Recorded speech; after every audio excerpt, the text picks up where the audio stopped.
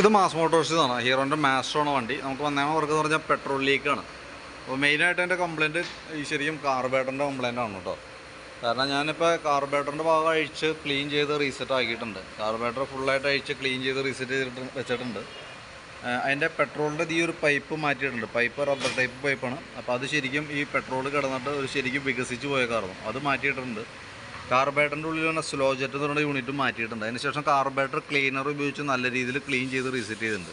അപ്പോൾ ഇതിൻ്റെ ഏറ്റവും വലിയ പ്രോബ്ലം എന്ന് വെച്ചാൽ ഇപ്പം നിലവിൽ നമ്മൾ സ്റ്റാർട്ട് ചെയ്ത് കുറേ നേരം സ്റ്റാർട്ടിങ്ങിലൊക്കെ കിട്ടും. അപ്പോൾ നിലവിൽ കംപ്ലയിൻ്റ് ഇല്ല. പക്ഷേ 100% ഈ വണ്ടിയുടെ കംപ്ലയിൻറ്റ് മാറിയെന്ന് നമുക്ക് പറയാൻ പറ്റില്ല. കാരണം ഇപ്പോഴത്തെ പെട്രോളാണ് അതിൻ്റെ മെയിൻ ഇമ്പോർട്ടൻറ്റ് പ്രോബ്ലം കേട്ടോ. കാരണം എന്ന് വെച്ചാൽ E20 എന്ന് പറയുന്ന പെട്രോൾ ഉപയോഗിക്കുന്നത് മൂലം കാർബേറ്ററിൽ ഒട്ടുമിക്ക വണ്ടികളുടെയും കംപ്ലയിൻറ്റാണ്. ഇപ്പോൾ നമുക്ക് ഷോപ്പുകളിൽ വന്നു കഴിഞ്ഞാൽ, നമ്മുടെ ഷോപ്പിൽ വന്നു കഴിഞ്ഞാൽ ഏകദേശം ഒരു 10 വണ്ടി വന്നതിനകത്ത് ഒരു 8 വണ്ടിയും ഈ ഒരു കംപ്ലയിൻ്റ് ആയിട്ട് വന്നത്.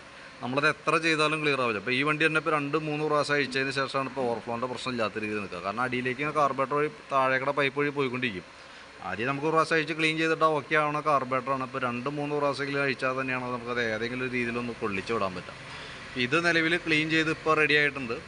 അപ്പോൾ ഇനിയിപ്പോൾ കംപ്ലയിൻറ്റ് കാണിച്ചാൽ, ഇനിയിപ്പോൾ പെട്ടെന്ന് എന്തെങ്കിലും കംപ്ലയിൻറ്റ് വന്നു കഴിഞ്ഞാൽ നമുക്ക് വേറെ പ്രത്യേകിച്ച് ഒന്നും ചെയ്യാനില്ല. കാർബേറ്റർ അസംബ്ലി വരുത്താം, മാറ്റിക്കളയാം, പുതിയ കാർബേറ്റർ വയ്ക്കാം. ഇനിയിപ്പോൾ അങ്ങനെ കാർബേറ്റർ വെക്കുന്ന സമയത്ത് ഈ വണ്ടിക്ക് ശ്രദ്ധിക്കേണ്ട ഒരു കേസ് എന്ന് വെച്ചാൽ, ഇതിൻ്റെ ഉള്ളിൽ ടാങ്കിൽ നിന്ന് ഇടയ്ക്ക് വന്നൊരു ടാപ്പുണ്ട്. ആ ഇരിക്കുന്ന നട്ട് കണ്ടോ, അതൊരു പെട്രോൾ ടാപ്പാണ്. അതും ഇതേപോലെ തന്നെ അലുമിനിയാണ് മെറ്റീരിയൽ. അതിനകത്തും ആ കംപ്ലയിൻറ്റ്സ് ഉണ്ട്, സ്റ്റാർട്ട് ചെയ്തിട്ടുണ്ട്. അപ്പോൾ അതുകൊണ്ട് തന്നെ കാർബേറ്റർ അസംബ്ലി എപ്പോഴാണോ മാറ്റുന്നത് ആ സമയത്ത് നമുക്ക് ആ പെട്രോളിൻ്റെ ടാപ്പും കൂടി മാറ്റി വയ്ക്കേണ്ടതായിട്ട് വരും കേട്ടോ.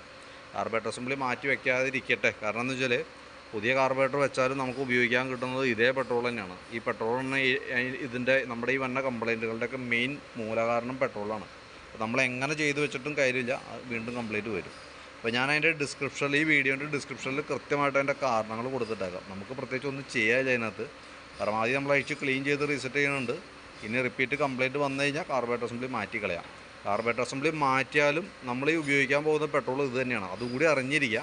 നമ്മളിപ്പോൾ ഏകദേശം ഒരു 10,000-2,500 രൂപ 3,000 രൂപ അടുത്ത് കാർബേറ്റർ വരും. അത് മേടിച്ച് പുതിയത് വെച്ചാലും ഇതേ പെട്രോൾ തന്നെ നമ്മൾ ഉപയോഗിക്കാൻ പോകണേ.